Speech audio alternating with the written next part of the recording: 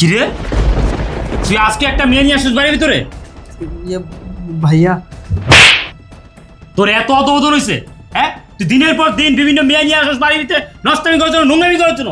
ছি ছি ছি ছি, তুই একবার আমার মান সম্মানের কথা চিন্তা করি না? বাবার মান সম্মানের কথা চিন্তা করি না? এই বাড়ির মান সম্মানের কথা চিন্তা করি না? কি ব্যাপার, তুমি এখনো দাঁড়িয়ে আছো কেন?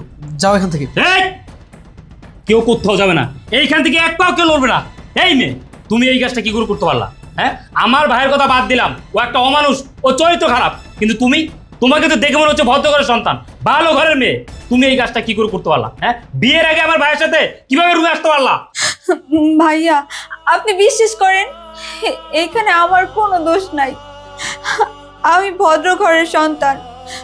আমি আপনার ভাইকে ভালোবাসি, ও আমাকে ভালোবাসে, আর ও আমাকে আপনাদের বাসায় নিয়ে আসে। আজকে আমাদের মধ্যে যা কিছু হয়েছে আমার ইচ্ছের বিরুদ্ধে। ও আমার সাথে মানে এই, তুমি চুপ করো। আর এখনো এখানে দাঁড়িয়ে আছো কেন? তোমাকে আমি বললাম না যেতে? যাও এখান থেকে। এই, আমি বললাম না এইখান থেকে কেউ কোথাও যাবে না? হ্যাঁ, এতদিন যা করছোস, আমি কিছু দেখি নাই, সব কিছু মাইনে নিছি, কিন্তু আজকে আমি সব কিছু দেখছি। আজকের পর থেকে তুই কোনো নষ্টামি করতে পারবি, নোংরামি করতে পারবি না, কোনো মেয়ের জীবন তুই নষ্ট করতে পারবি না। আহা, যা হয়েছে হয়েছে, ছেড়ে দাও না। তুমি চুপ করো, তুমি আর একটা কথা বলবো না। ও শুধু অন্যায় করে নাই, অনেক বড় অপরাধ করছে। এই বাড়ির সম্মান নিয়ে খেলা করতেছো। ভাবি, ভাইয়াকে বলো না আমাকে মাফ করে দিতে। এরকম ভুল আর আমি কখনো করবো না। এই যে কানে ধরলাম, ভাইয়া আমার ভুল হয়ে গেছে, আমাকে মাফ করে দাও। ভুল হয়ে গেছে? এইটা ভুল ছিল? একটা মেয়েকে বাড়িতে আইন না, ছি ছি ছি ছি, আমি মুখে বলতে পারতেছি না। চলো আমার সাথে, চল।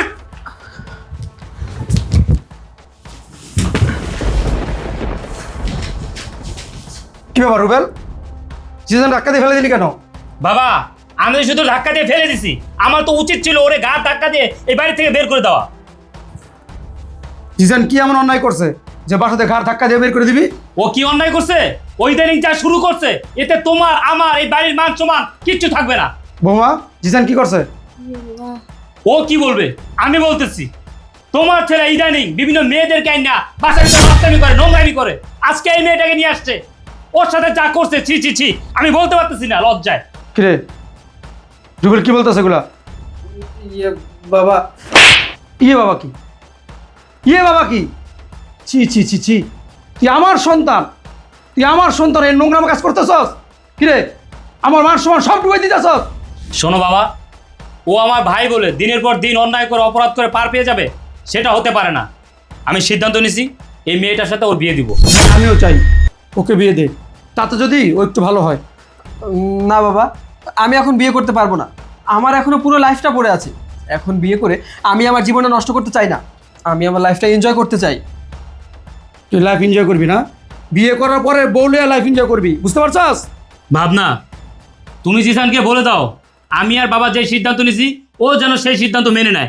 এই মেয়েকেই ও বিয়ে করতে হবে। ভাবি, তুমি ভাইয়াকে আর বাবাকে একটু বুঝিয়ে বলো না। আমি এখন বিয়ে করতে চাই না।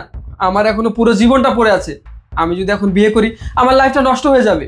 আর তাছাড়া আমার তো এখনো বিয়ের বয়স হয়নি। আমি এখন কিভাবে বিয়ে করবো বলো? আর বিয়ে করলে তো আমি বন্দি হয়ে যাব। শোনো না বাবা, জিসান যেহেতু এখন বিয়ে করতে চাচ্ছে না, আমার মনে হয় না ওকে জোর করে বিয়ে করানোটা আমাদের উচিত হবে। এই, তোমাকে না বলছে আর একটা কথা বলবো না? বিয়ে করলে মানুষ বন্ধু হয়ে যায়, কে বলছো তোমাকে? আমি বিয়ে করছি না? কই, আমি কি বন্ধু হয়ে গেছি? আরে বিয়ে করলে মানুষের জীবনটা ভালো হয়ে যায়, অনেক কিছু যোগ হয় জীবনে।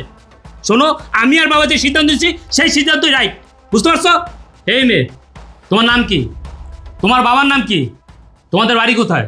জি, আমার নাম নেহা ইসলাম। আমার বাবার নাম মোহাম্মদ মোনা ইসলাম। আর আমার বাসা উত্তরে 13 নম্বর সেক্টর।